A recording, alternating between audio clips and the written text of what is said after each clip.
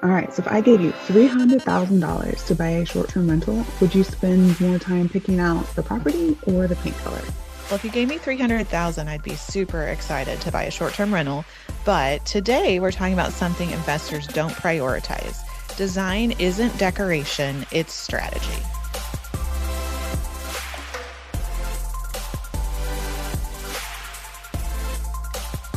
So welcome back to Hoosier Homes and Hustles. I'm Jessica, aka Miss Indianapolis Real Estate, here with Stacy Preston. And today we're talking STR design, branding, and how to actually stand out in a saturated market. And today we're joined by Olivia and Ashlyn, the creative minds behind Abideaway, a design and branding studio specializing in short-term rentals. Ladies, welcome. Thanks for joining us. Happy to be here. This is awesome. Awesome. All right, so let's start at the beginning. How did your business start?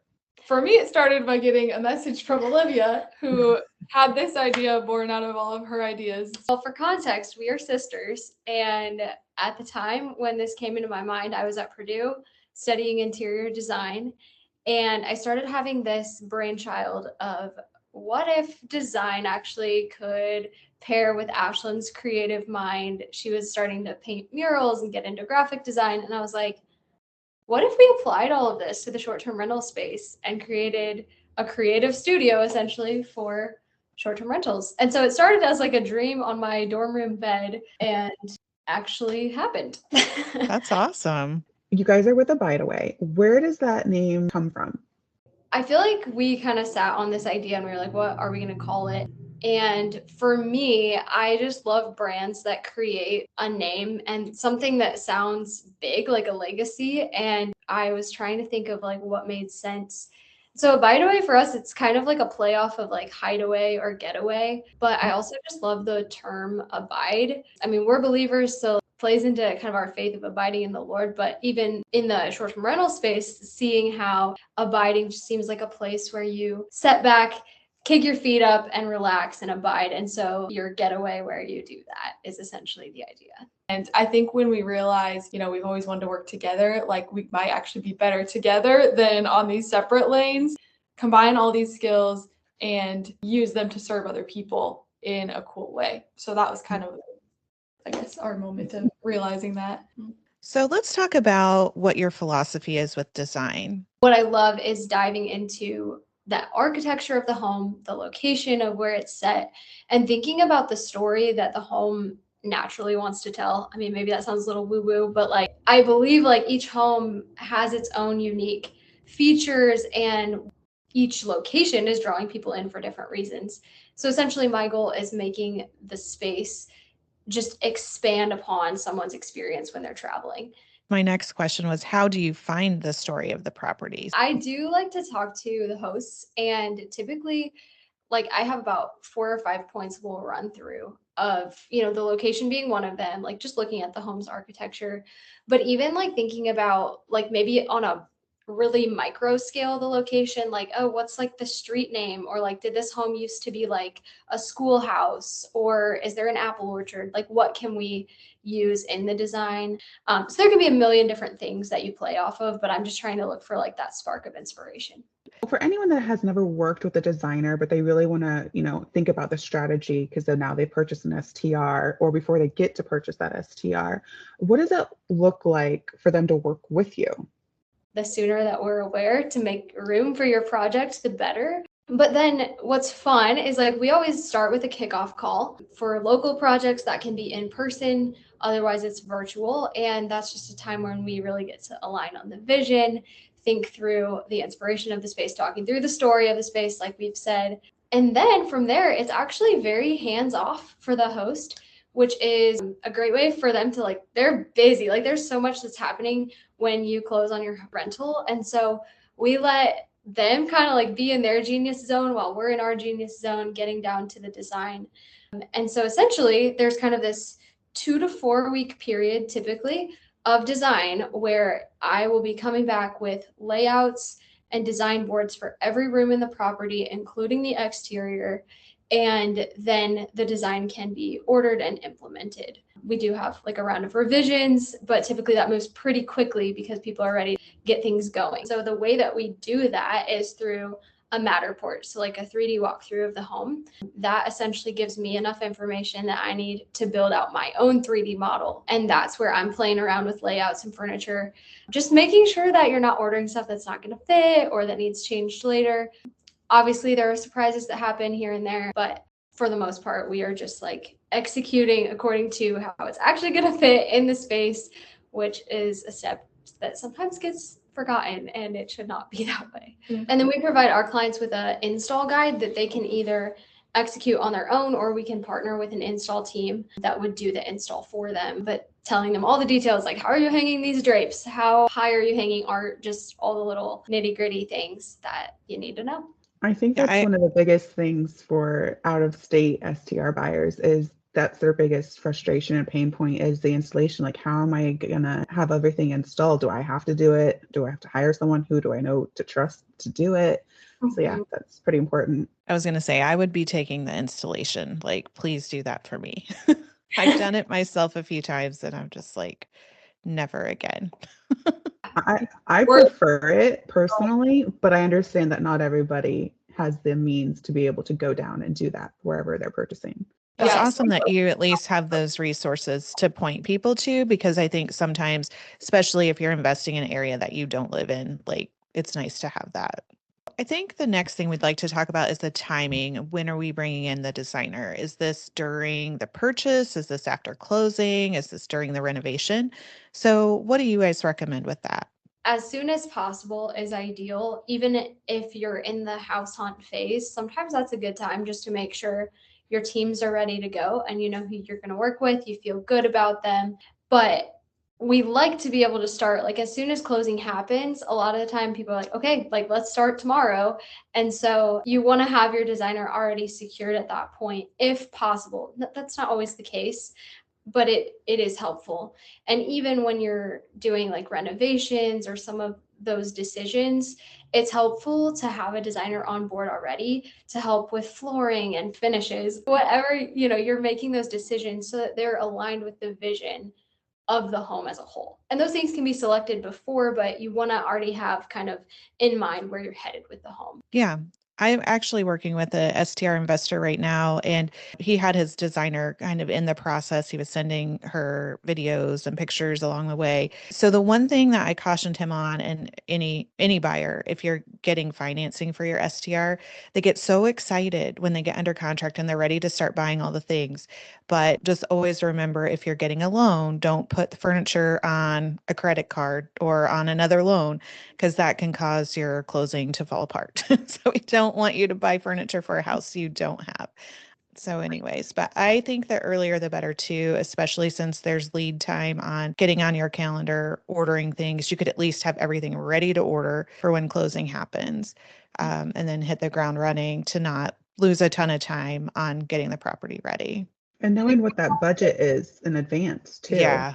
To make sure it makes sense. That's true. Like running those numbers before you even make an offer, knowing what it's going to cost to potentially furnish it, that really matters. So on that, are you guys able to give at least like maybe a ballpark estimate to some folks so they can at least gauge when they're running numbers? That way they're not taking up too much of your time, but they can kind of help them decide if it makes sense or not to move forward. Yes, they're kind of the rule of thumb. You're going to hear this with most designers. Is you take the number of bedrooms in the home and multiply that by $10,000. So for a 4-bedroom home, you're looking at $40K. And essentially what that number tells you is what is the furniture going to cost and the stocking items so that the home is like ready to stay in.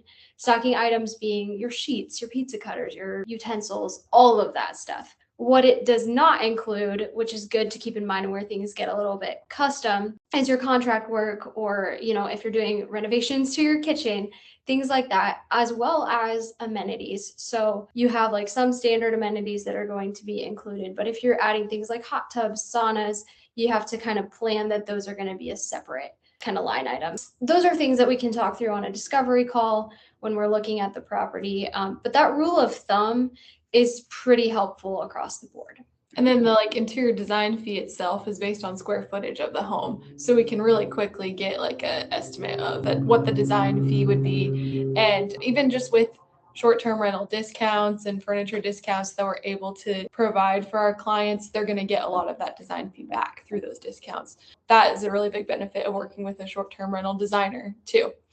All right, let's move into murals. I know this is something that you guys do. So, what inspires your mural designs, and do you have a certain style? I paint the murals around here, and I typically am doing like custom designed murals. So I'll create that design on my iPad exactly to scale and mock it up so the person knows exactly what they're getting before I get there. And I would say my style is very like joyful, happy, aesthetic. I love creating things that just breathe life into spaces. And so what that typically looks like is I'm very careful about my color palettes. I love a well curated color palette. I'm a little OCD about the colors, so that's fun. I enjoy it. I like something that's just super cohesive. I also love just looking at the location of the home, so that's a big factor. A couple things I'm always considering are, okay, where is this home located? How can we tie that into the mural design? Also, what does the interior design of the home look like? So that's where Olivia designed the home. That's an easy collaboration there between the two of us. Or if someone else designed the home, I can take a look at kind of what that space looks like and design it accordingly. So, on your murals, where are you normally putting them? And is there any maintenance involved? Like if they're in a bathroom, is there moisture concerns? Are you mostly putting them inside or outside? Murals can be interior, exterior. I mean, the options really are endless. And I've done murals on stucco, brick, drywall, cinder block. I mean, really almost any material we can figure out the right paint to use. And I typically use high quality exterior paint on almost any project. And so that works really well for like humidity that you're going to encounter. And so, I mean, if we're in a weird situation, I can obviously do more research to make sure we have the right product for it. But typically that high quality exterior house paint is going to work for the majority of surfaces that we're seeing in Airbnbs specifically. And a lot of hosts right now are finding good spots for murals to be like game rooms. That's a big trendy spot right now. Just like a photo op in the home. Or if they have like more of a themed house, you can kind of do more splashy murals all throughout. But even for houses that aren't necessarily themed, we can do something more refined or sleek to fit the vibe of their house. I do have a question though. This is a personal question. We have a cabin in Tennessee, and the cabin next to us has a huge mural on the ridge side of the house. What is like the scariest thing you've ever had to draw a mural on? Well, I would say my most recent fearful mural encounter was I was painting a mural I was on a roof, and it was a second story mural for a town, I was really excited about it. I pitched the location to them. I was like, this would be a perfect spot right as you drive into the town. And when I got there, they had put scaffolding up for me, but the scaffolding was like just a 12-inch plank, like on like 3 stories high. And I was like, I don't know if my Did heart. you do that on your own? I saw it on your website. Wow. Yeah, That's I did. terrifying. I did it for like a month. But this city was great. They extended those platforms for me and got it feeling all safe. But I was just trying to get over the height factor for a little while. It was all fine in the end, though. They took great care of me. Well, it turned out great. It looked awesome. So Thanks. it's really cool. So let's switch a little bit more to the branding side of things. So would you say branding is fit for every single STR owner, or maybe specifics? Let's speak a little bit more to the branding side. I would emphasize the importance of branding in a few specific situations. First, if you are an STR owner with a very unique type of home that really seems interesting. So like, for instance, we worked with someone who had these like tiny floating cottages, what they were called. They were little houseboats that people could rent out. Like, that's so unique, so fun. There's a lot of personality we could infuse into that. Yeah. Maybe you have an Airstream or a tree house or just something a little out of the box. That makes a lot of sense to do branding for. And when I say branding, like talking logo, colors, fonts, the whole visual identity even goes into like brand patterns. There's a lot of different deliverables we provide for our clients. So that's the first one, just like unique stays. Second, when we really see a big impact and we'd really encourage branding is when hosts have like multiple properties that they're wanting to be perceived as under one umbrella. So maybe they have a property management company or a just set of properties that they want to be under one name. That's helpful for just getting repeat bookings. You know, clients are going to recognize that all of these homes are under one umbrella. If one's not available, oh, they trust that host, they can go to one of these other properties that are still hosted by the same person. So we really suggest it in that situation. I don't think every host needs branding, but if you're really wanting to be intentional and appear trustworthy, it's definitely something good to consider. Yeah, I mean, I think it's good definitely in these quote unquote saturated markets to set yourself apart. You might as well take advantage of that if possible. Do you have any metrics by chance speaking to increasing ADR rates because of branding? Do you have metrics on that? If not, that's fine. I'm just curious. Share one example from like a home we did on Lake Wawasee. It included branding, but there were other factors. I would not attribute it to branding, actually. Okay. I would do more to the interior design. We did a mural. It was more the whole home refresh. Right. But I think that's where it's very hard to get data when a lot of the time it's multiple things happening at once. And also a lot of the time branding is directly paired with direct bookings. And so are they seeing people come through repeat bookings? Are they getting more people off of the Airbnb platform onto their own booking website? That kind of plays together with branding. Right. Yeah. And I think also photography too, like you could do all the right things, but if photography is bad, then it's not going to equate to booking. So I think it all really does go together. Yes. Those first impressions are, I mean, they only book based on what they see virtually, right? So yeah, we want to have a top-notch experience as soon as they walk in the door, but they're going to have to be impressed before they get to that point. First, you have to get them in the door. Yeah. Yes, exactly. And design murals really play into that part. Yeah, absolutely. I think we've been noticing a big change, at least from what I'm hearing in the STR community, about really moving more towards direct bookings because of us losing power as owners and leverage and marketing and all these other things. Have you seen, as clients come to you, an increase in STR owners wanting branding and direct booking because of this?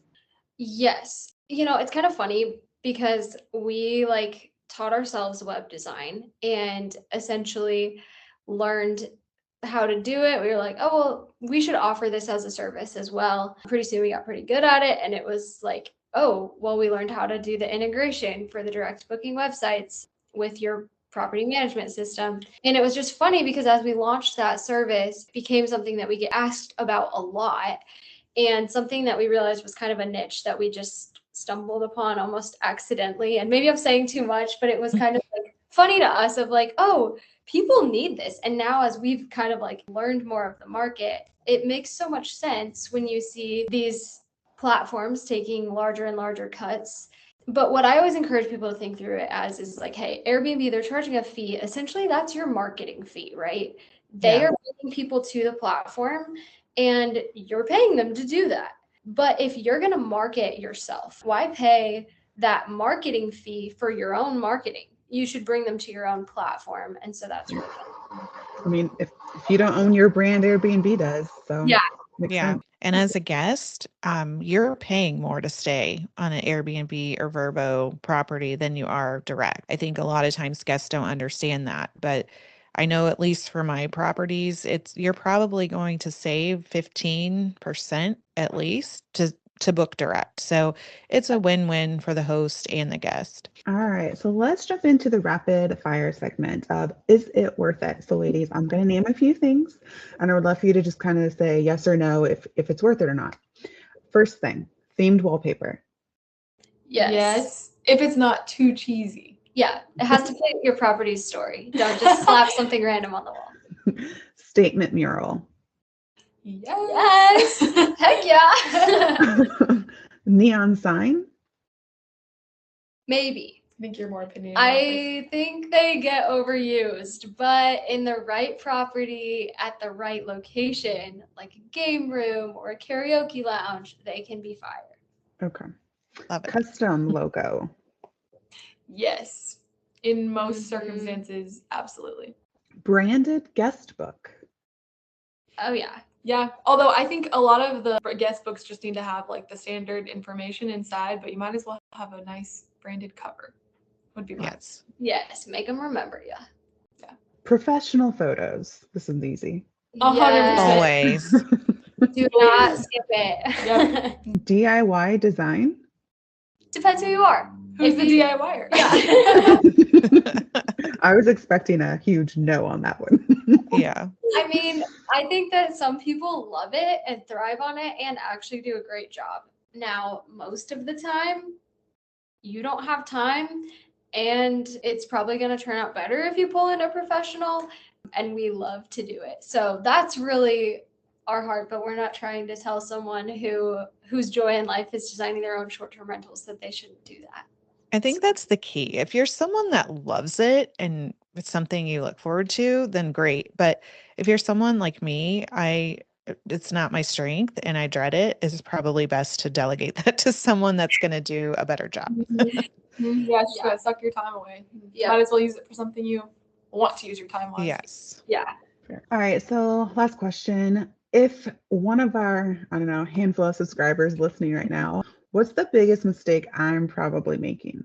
Probably trying to do it all yourself, which goes right along with what we were just talking about. I hire an accountant during tax season because I don't have time for that and I don't like doing it.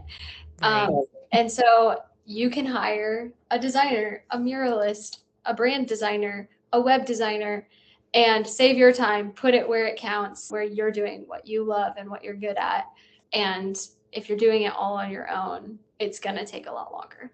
And it's so fun to work with other people who you trust. Like we love working with other people and just like, it's fun. It's enjoyable. We hope that we make a fun experience for the people who come to work with us and like give them joy in their time of, elevating their property.